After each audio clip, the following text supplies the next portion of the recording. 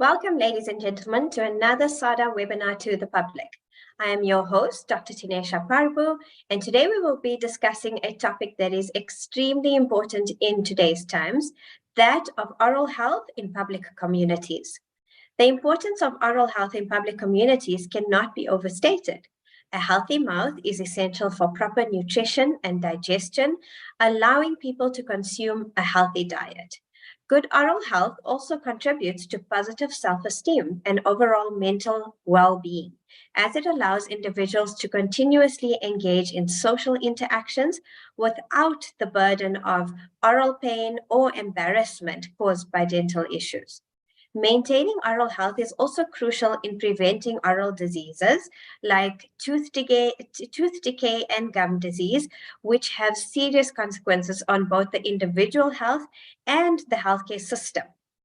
By promoting oral hygiene practices, preventive measures, and access to affordable dental care, public communities can significantly improve the oral health and quality of life for their people. Today, we have the pleasure of hosting Dr. Nthabiseng Metsing, a dentist and lecturer in the Department of Community Dentistry at the Sefako Makgatho Health Sciences University, to educate us more on this vital topic. Over to you, Dr. Metsing. Thank you very much, Dr. Pabu. I hope I'm audible. Is the sound okay? Network is a bit cranky on my side, but I do apologize in advance for any instability that might occur. As introduced by Dr. Pabu, my name is Dr. Nthabiseng Metsing. I am a dentist by profession, and I'm also a lecturer in the Department of Public Health at the Sefako Makgatho Health Sciences University, formerly known as Medunsa. For the purposes of this meeting, I'm going to switch off my camera so that I'm able to project my presentation to you.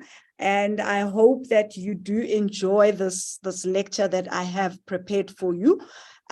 Just another disclaimer, there's a lot of graphic pictures that I have here, and it's not to gross anyone out, but to actually create awareness. Being in an academic institution or a training institution, we are a tertiary hospital. So a lot of these advanced cases actually come to our doorstep. And to be quite honest with you, as a clinician myself and as a member of society, it really breaks my heart at times to see how these conditions actually end up and how they actually impact the lives. Dr. Pabu mentioned how oral health conditions can affect your day-to-day function, but a lot of these conditions are actually debilitating, completely debilitating. Without scaring you, patients do not normally pass on or die in the dental setting. However, there are some conditions that I have seen where patients have actually died as a result because of late presentation. So if you present early, we are able to identify and detect those conditions, and therefore we are able to manage them quicker and in a more conservative manner. So now my presentation will be going into the different specialties within the oral health sector and what exactly they do. So I'm going to stop sharing my video and start sharing my presentation.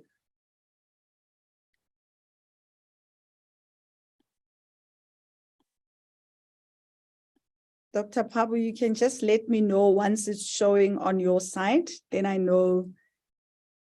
Yes, we can see it. Thank you. Okay, thank you very much. So I've titled my presentation, Why Suffer in Silence? Because a lot of patients, the reason why they do not present at the time that they are supposed to is because they'd rather manage the condition alone at home. And at the same time, we have clinicians that are trained to be able to assist you. A lot of the dental conditions that I'm going to show start as very small lesions in the mouth. And once they become so large that even your quality of life is affected, then it's almost at a late stage of presentation. As I've introduced myself, I'm a dentist and a lecturer at the Sefako Makgatho Health Sciences University. Now I'm going to start with what is dentistry, because people normally think, when they think of dentistry, they think of teeth. And that is one of the biggest mistakes that people make. And so dentistry is the branch of medicine focused on the teeth, the gums, and the mouth. It consists of the study, diagnosis, prevention, management, and treatment of diseases, disorders, and conditions of the mouth.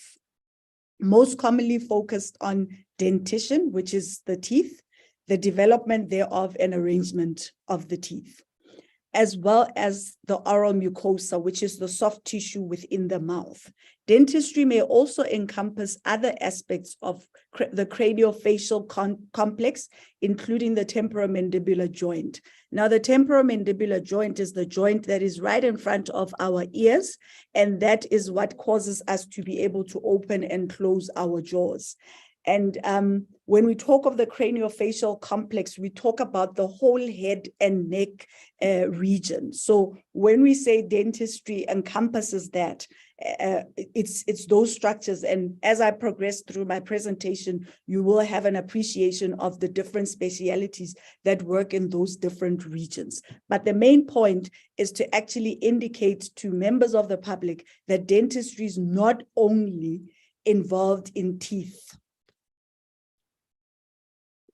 The outlook in South Africa. In South Africa, more than 60% of primary school learners suffer from dental caries, and over 80% of these children remain untreated for this disease. This was according to Dr. Mpho in 2018. So you can imagine in 2023, the situation has gotten worse.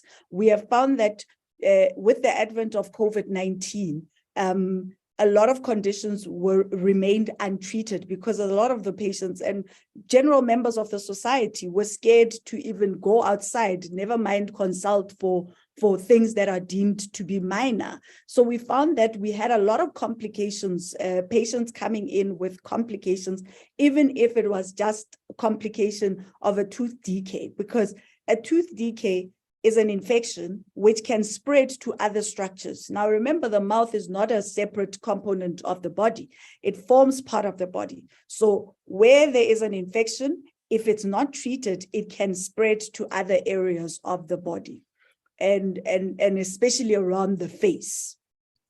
So we've got a lot of openings within the maxillofacial area that can allow the spread of the infection. It is said that 90% of the world's population will suffer from oral diseases in their lifetime, including gum disease like gingivitis or periodontitis. And I'll go into details about those conditions a little later. Regular dental visits can assist with early detection and management of these conditions and many others, thus improving the quality of life for many patients. Now, the twist here is I'm not going to focus on tooth decay like many other presentations that we have done in the past. I think members of the public are aware of the importance of good oral health practice. So I will go into more detail about other conditions that patients are not necessarily aware of. There are, however, many other conditions that patients may have and not necessarily present at all, or present in the wrong place at a late stage of the disease progression. The longer these conditions remain unmanaged, the more destructive they become. Being in an academic institution, I have noticed the rise in these conditions. And okay, so the oral cavity includes, and this is the area where dentists work and other clinicians. Within the oral health sector, we've got dentists, dental specialists, we've got dental therapists, and we also have oral hygienists and the dental nurses. So, and we all work in the maxillofacial region, not only to treat problems that affect the teeth, but they also manage many conditions that present in this region. Now we have the lips, which include the lining of the lips and the cheeks, called the buccal mucosa, the upper and lower gums, the front 2/3 of the tongue, the floor of the mouth underneath the tongue, the roof of the mouth, which is also called the hard palate, the retromolar trigon or the retromolar pad area, which is the small area behind the wisdom teeth. And that is one area that is quite negligible, but a lot of cancers do present in that area. The oropharynx, soft palate at the back of the mouth, part of the throat behind the mouth, the tonsils, and the base of the tongue. Now, this is an indication of some of the structures that dentists work at. And you'll notice that a lot of these structures do not contain teeth. It's mostly soft tissue. So the different dental specialties that we have, I'm going to start with the endodontist. The endodontist is the dental specialty or specialist that has the critical responsibility of diagnosing, treating, and preventing infections and injuries in the human dental pulp or the nerve of the tooth. A root canal is an example of a procedure performed by an endodontist. Now, this is how the tooth is structured. It has different layers. The outer layer, which is the enamel, which is the white part that we see. Underneath the enamel, we have the dentine. Underneath the dentine, we have the root canal. That is where your nerves are sitting. So these are the nerves that conduct the pain impulses. So when your tooth is painful, that impulse is conducted by the nerves that are sitting within the root canal. So when we do root canal treatment is when we have diagnosed a problem. If you can look at the base of this picture, there is that blackness there, which is indicative of an infection in that area. So when we detect via an X-ray, which I will go into that specialty a little bit later, when we detect that the patient has a periapical infection, periapical at the apex of the root of the tooth, apex of the root, then we make a decision that we need to do root canal treatment in which we remove the nerve so that we render the tooth non-functional. We allow the infection to drain through the opening because we are relieving pressure when we are doing that root canal treatment. And then we put some medicament inside to actually preserve the tooth because remember, we've removed the nerve. So when you hear a dentist saying that they need to do root canal treatment, that is exactly the treatment that they are doing. Next, we have orthodontists. These are specialists that have really become popular these days because now it has really become an aesthetic issue. A lot of young children are coming to the dentist and they want to get braces. It's a fashion statement. However, for us dentists, it's not about aesthetics. Or not even aesthetics, it's really about aesthetics, but it's not about fashion because the children will enjoy looking at those beautifully colored brackets that are being put in their mouths and you look cool. So when I was growing up, actually orthodontics was treatment that was done by the rich kids, if I can put it that way.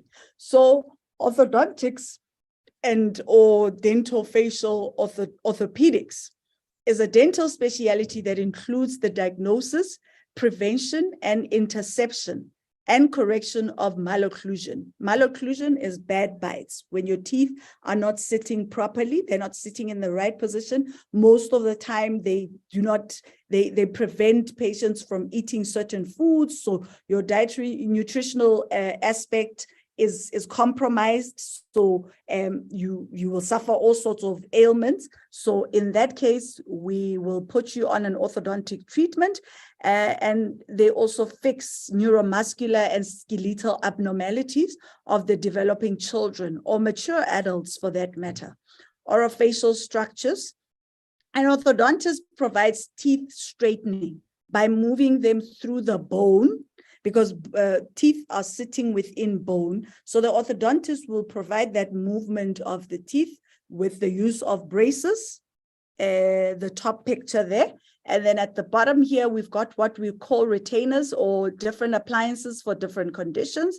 One of the appliances that is quite popular or is quite important is the the tongue gate, where you actually assist small children from sucking their thumb. So we put sort of a gate in the mouth, which will prevent the child from being able to close the mouth when they put their tongue, their thumb, or whichever finger that they're sucking, when they put it into the mouth. So closure of the mouth will be prevented, but then under normal circumstances, the child will be able to close their mouth only when they place their thumb or their fingers inside their mouth. That device will actually prevent that from happening. So stopping the tongue thrust or even the thumb sucking is very important, because that habit actually also causes malocclusion. They cause teeth to be growing in the wrong direction. You'll find if you're a parent and you have a child who's actually sucking their thumb or their finger, you'll find that their teeth are protruded. They are actually open. Some of them actually have an open bite, so they cannot close their teeth. What we call, they cannot occlude correctly. So that will also, in the long run, lead the child to requiring orthodontic treatment, braces, which is quite expensive. So we rather prevent it before it gets to that point. And then we have a specialty called oral medicine and periodontology. Now these, in our country, it's two specialists in one. In other countries, you still have them separately. You have an oral medicine specialist or you have a periodontologist, and this is what they do. Like I said, in our country, it's all clubbed up into one department. So they will do all these things and it will be one specialist. So oral medicine is the specialty of dentistry responsible for the oral health care of medically complex patients and the diagnosis and management of medical related disease or disorders and conditions affecting the oral and maxillofacial region. So these are the doctors that will actually take biopsies of small or lesions, soft tissue lesions that will come up in the mouth. Some of them are even cancer related. So they will take a piece of it, a biopsy, send it to the lab for a proper diagnosis. So you can imagine if it's a cancerous lesion, you need to present early so that we are able to trap that cancer before it starts spreading to other parts of the body. Periodontology is a specialty in dentistry which deals with, my apologies there, but periodontology deals with the bone structures or the support structures of the tooth. Now, that is why we always recommend that patients come for what we call scaling and polishing, which is a cleaning at the dentist. We recommend that you do that at least every 6 months, so that we are able to detect the condition, because you'll notice that some of you will have this thick biofilm that is on the tooth surface. Now that is quite dangerous because that harbors bacteria, which if they go into the bone, they start eating away the bone, and your teeth will start to get loose. That's when we said when we say you have periodontitis. Periodontitis is a complication of gingivitis, because gingivitis is the beginning once the infection is still in the gum and it has not affected the bone underneath, and that is reversible. Gingivitis is reversible. So it's important when you notice gingivitis, even if you're not used to going for regular dental checkups, you present when you see that you have gingivitis, because the longer you stay at home, the more it progresses to a more advanced and debilitating condition, because you end up losing your teeth. Now, the next slide, I'm just going to put a disclaimer. It's quite graphic, but it's important for me to show you graphical pictures so that you understand the enormity and the sensitivity and the importance of presenting to the dentist when you have these lesions, especially at an early stage. I'm quite active on TikTok, on social media, and I see some patients actually posting some of their conditions. And when I look at them, it's really at an advanced stage. And at times when you find these patients on your chair, they will give you a history to say, I actually have been consulting wherever, and I was given antibiotics, I was given painkillers. It dealt with the condition for a little while, but it still reoccurred. And let me just inform you that when it reoccurs, it is a bigger problem at that stage. So here we have one of the conditions that can be treated by oral medicine specialists, and that is a herpes labialis. With the flu season now, a lot of you will actually find that you will develop these ulcers on the lips, on the borders of the lip, and I mean, you can put a bit of acyclovir there, and within 7 days, the lesion will resolve. But if it does not resolve, then you need to present yourself to the oral health clinic or to the dentist so that further tests can be run and you are able to get a proper diagnosis and treatment. Now, I have pictures here of a lesion that we call Kaposi sarcoma, and without letting out too much information, a couple of years ago, I had a patient who presented with a lesion like this, and we took a biopsy. By a biopsy, we take a small piece. This is highly vascularized, so it bleeds a lot. So any irritation to this lesion will actually lead to bleeding. And if we cannot control the bleeding, you can actually bleed to death.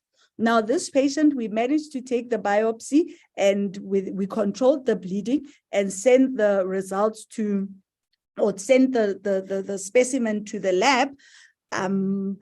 I noticed that the patient was not coming back at the stipulated time because we gave him a time to come for his results. I noticed that he was one patient that struck me because he didn't seem like an irresponsible patient. He was very engaging and he had a lot of knowledge about his condition or his conditions. So my instinct just said, and on the day when he came with his sister. Fortunately, we had the sister's numbers in the file. I decided to call the sister, and while I called him, his phone was taking me to voicemail. I phoned the sister, and she informed me that the patient had passed on a week prior.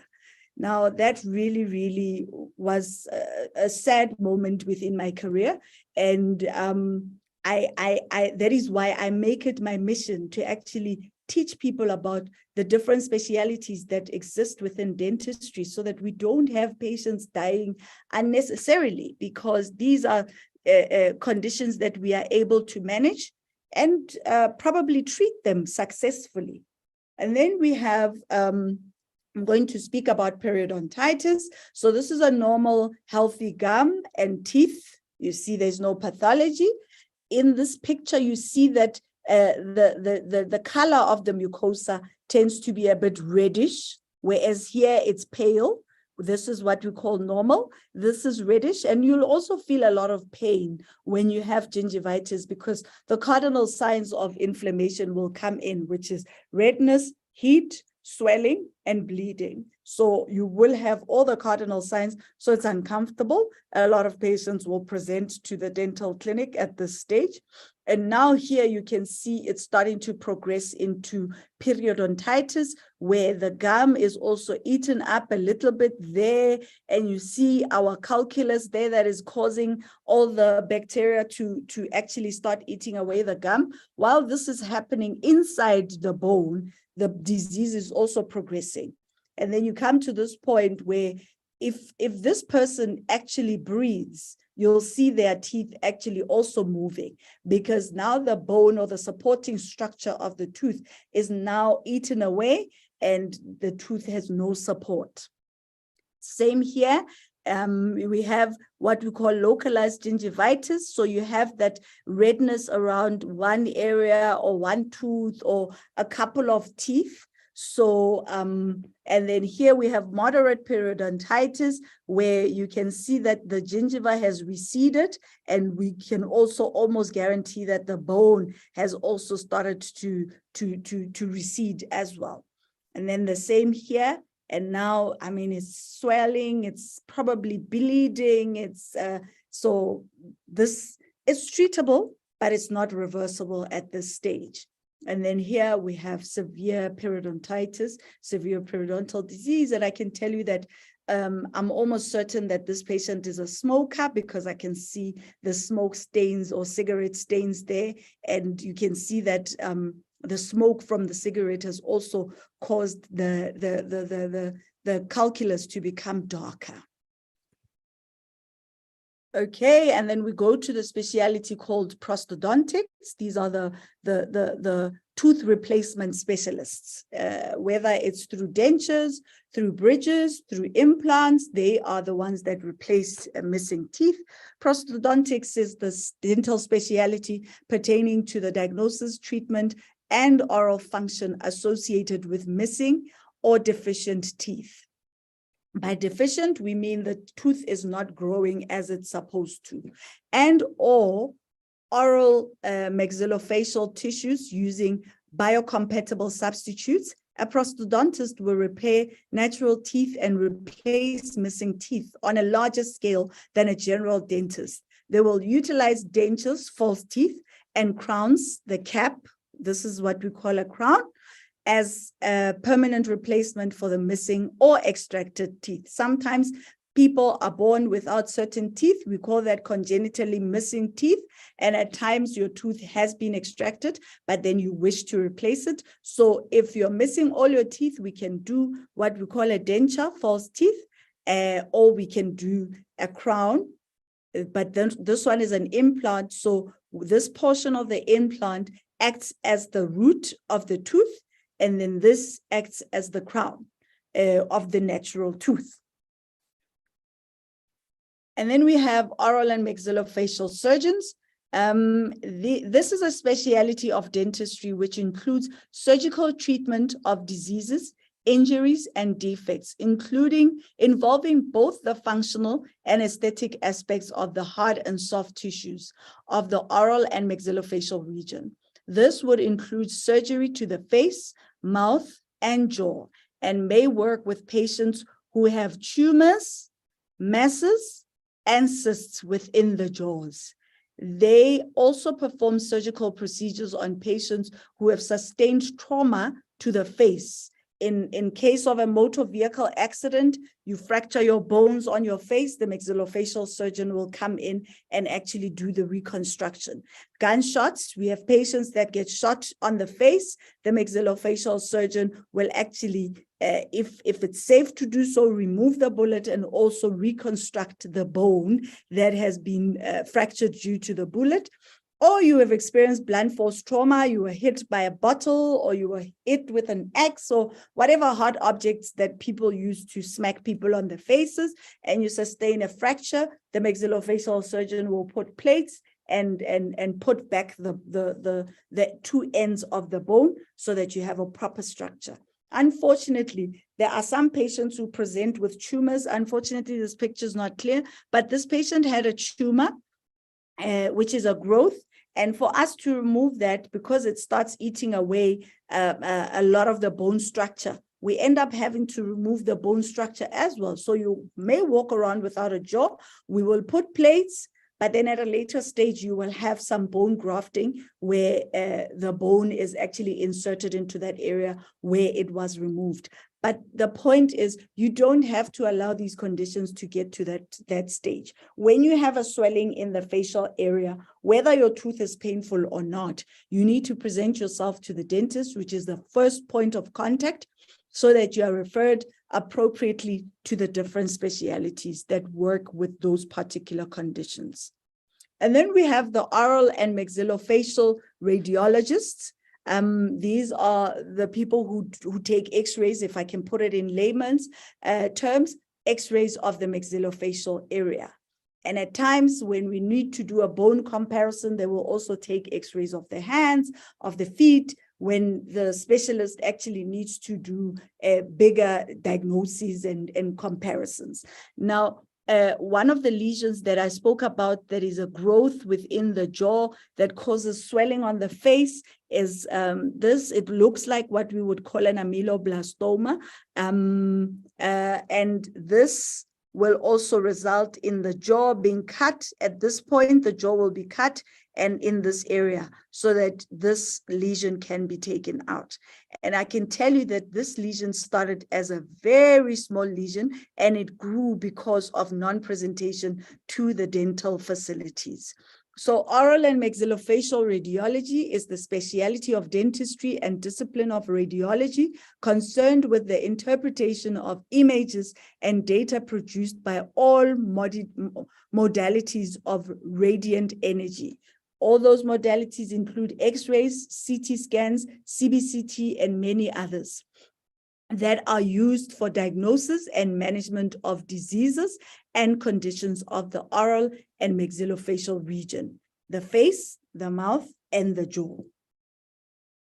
And then we have oral and maxillofacial pathologists. Remember when I spoke about the maxillofacials and the oral medicine specialists who will take a piece of tissue, of diseased tissue, and a little bit of the normal tissues, send it to the lab for proper diagnosis. Now they send them to the pathologist, the oral and maxillofacial pathologist, and they will take the specimen, put it under a microscope, and then stain it with some of their stainings that they use in the lab.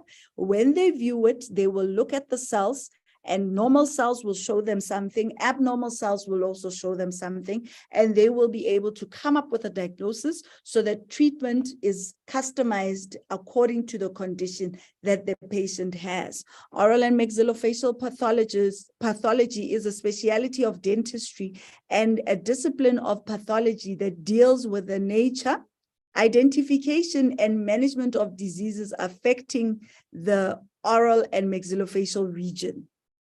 Okay, so the closest example I can give you is during the COVID-19 pandemic.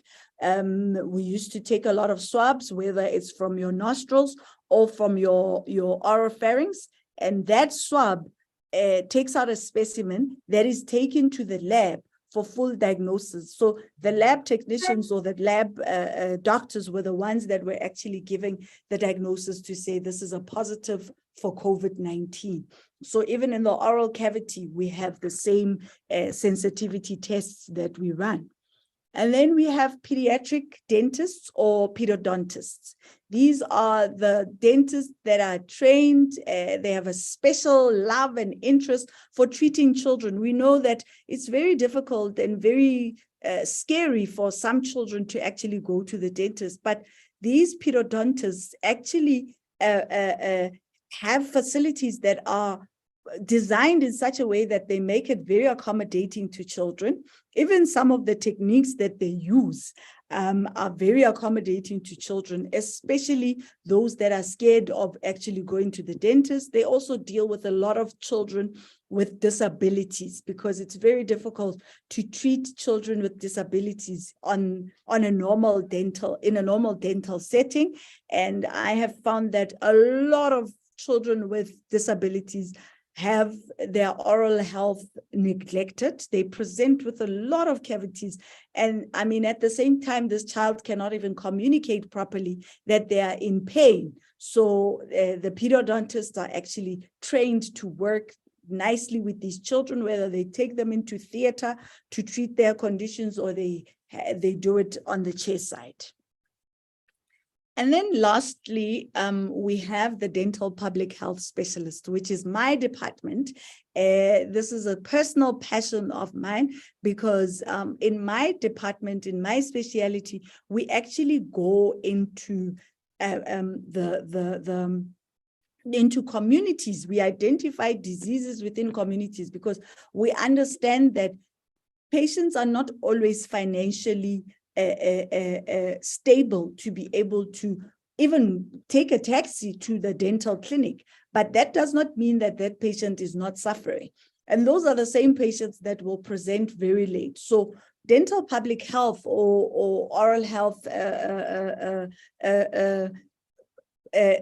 dental public health, let me just leave it at that. We actually go into communities. Some of you might have seen that there are trucks, there are trains. There's the famous one, which is the Pelopeppa Transnet project. The trains will actually go into communities and identify people that have conditions, and we manage them within the communities.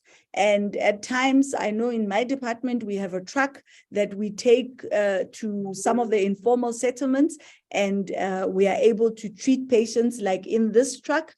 We are able to treat patients within that truck in their own setting. And in that way, you don't incur so many costs, because we understand that in South Africa, we have a two-tier health system, and it is highly unequal, this system. The public sector is state-funded and caters for the majority of about 71% of the population.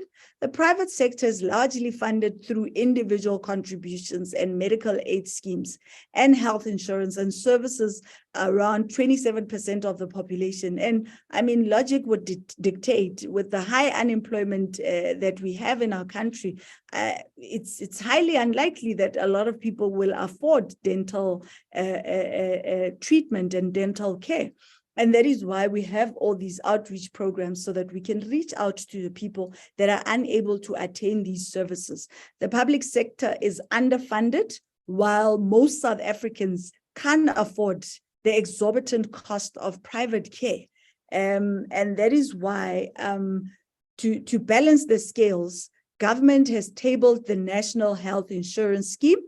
And I'm sure this is one word, NHI, that a lot of people have been hearing in the grapevines. The proposal was to provide universal health care by buying services from the health professionals through a national health insurance fund. So basically, the government will raise funds and actually allow patients to be able to get the treatment that they need, rather than the treatment that they can afford.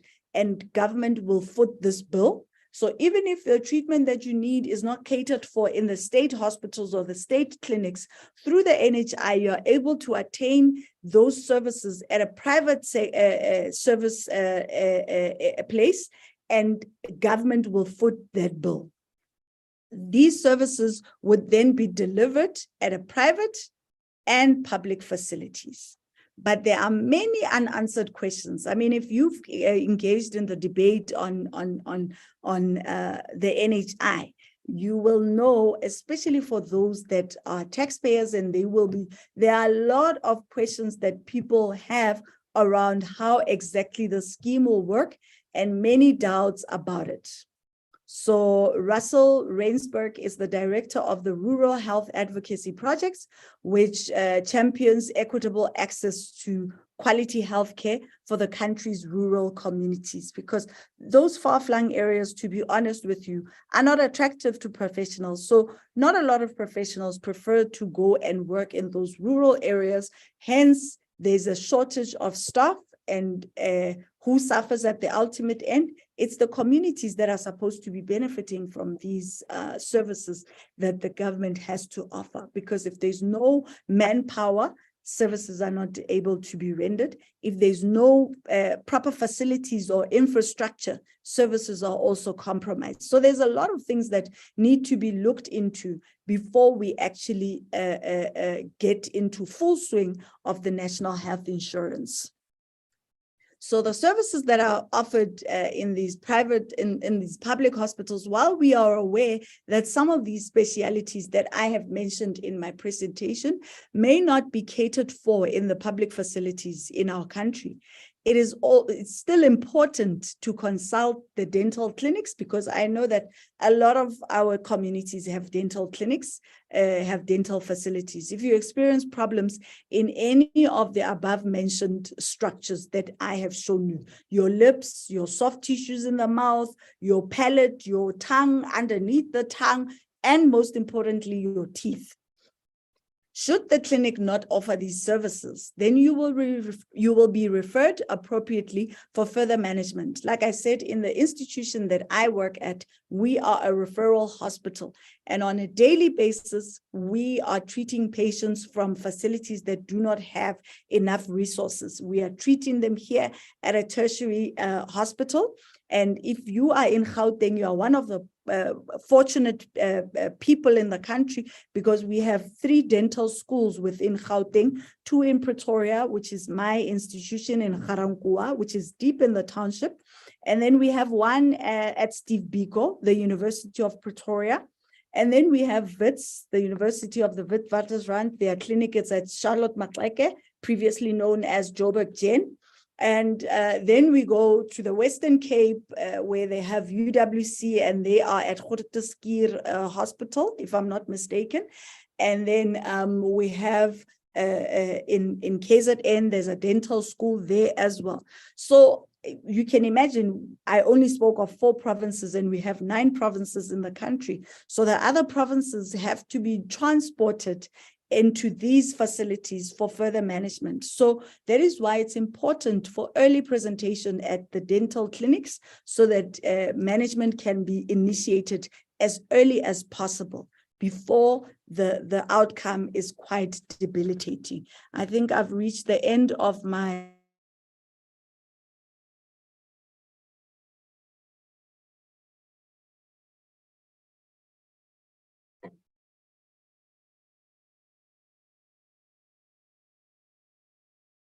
Dr. Metsing? You can put up your questions on YouTube, and we will respond to them.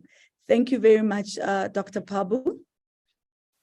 Thank you so much, Dr. Metsing, for that really informative presentation. And I'm sure that many of the members of the public will be able to take back some really vital nuggets of information. And more importantly, I think if they notice any small lesions or bigger lesions, now they know exactly the steps to follow and the consequences of ignoring those lesions and what could occur. So yeah, it has been really, really informative, and we thank you so much for that. I'm not sure if we have any questions that anyone wants to ask. Doesn't seem that way. All right, we're going to then just go off and close the session. Once again, thank you to Dr. Metsing, and thank you to the members of the public for joining us today.